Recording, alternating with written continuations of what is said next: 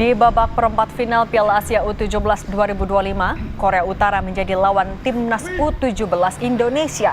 Timnas di bawah asuhan Nova Arianto mempersiapkan pertahanan timnas kala bertemu Korea Utara.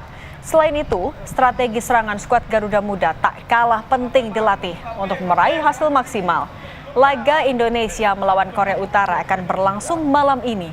Laga diprediksi berlangsung panas lantaran Korea Utara pernah 2 kali menjadi juara Piala Asia, yakni pada 2010 dan 2014. Sedangkan torehan terbaik Indonesia menempati posisi keempat pada 1990.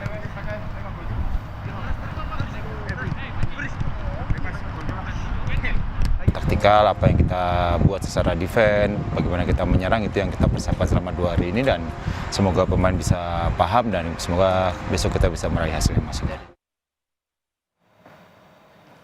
Ketua Umum PSSI Erick Thohir mengapresiasi perjuangan Timnas U17 yang melaju hingga perempat final Piala Asia U17. Menjelang laga melawan Korea Utara, Erick Thohir berharap skuad Garuda Muda bisa menyamai atau melampaui capaian timnas sebelumnya yang lolos hingga semifinal Piala Asia U17 tahun 1990.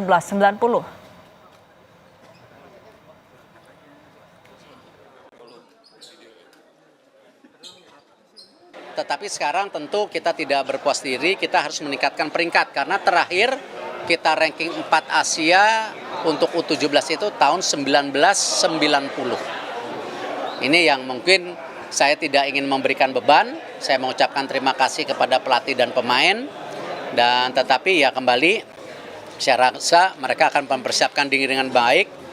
Saya sampaikan ini prestasi mereka juga secara pribadi, ya ini buat mereka juga prestasinya kalau mereka bisa membuat sejarah baru, bisa menyamakan kakak-kakak seniornya tahun 90 ketika masuk semifinal gitu.